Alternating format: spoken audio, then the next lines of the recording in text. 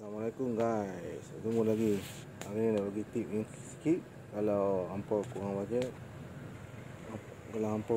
bajet, nak apa ni, nak tukar head gasket ni kan mahal kan.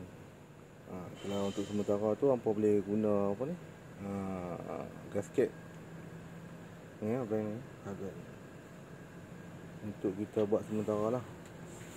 Hubur dekat setelah ni, dekat apa, selalunya dia akan leaking dekat sini lah, bahagian ni dengan tepi ni, tepi ni. Okey,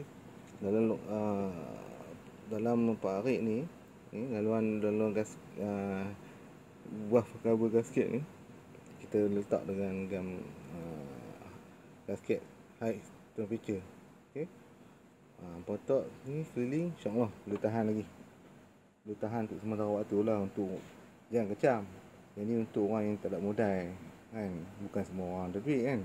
Sementara benda boleh pakai sementara nak tunggu buka minyak hitam ke, ataupun nak lajak sikit lagi ke kan.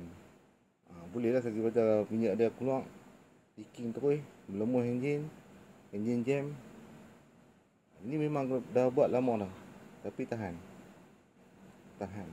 Okey, lebih kurang dalam dekat 20,000 dah kilometer. Semua malas tak nak masa nak buka. Boleh buka tapi kena ada masa. Bukan senang nak buka ni, kena ambil masa. Sebab tu dia ambil upah mahal. Buka ni kalau yang pernah buat dia tahulah. Ini untuk temporary, untuk orang yang kata apa, modal putih ke apa kan. Nak buat apa ni, nak pakai sementara, boleh buat cara ni. Okey, tengok. Memang air tu berlemuh habis sebelum ni. Bila kita bubur ni, dia tahan lah. Dia tahan. Bubur silikon ni memang dia tahan. Tahan tak keluar lah sampai ni dah 20,000 kilometer. Belah belakang ni pun tak ada leaking. Kecuali kalau belah belakang atas ni leaking, tak boleh buat apa, memang kena tukar lah atas apa ni, coil kan.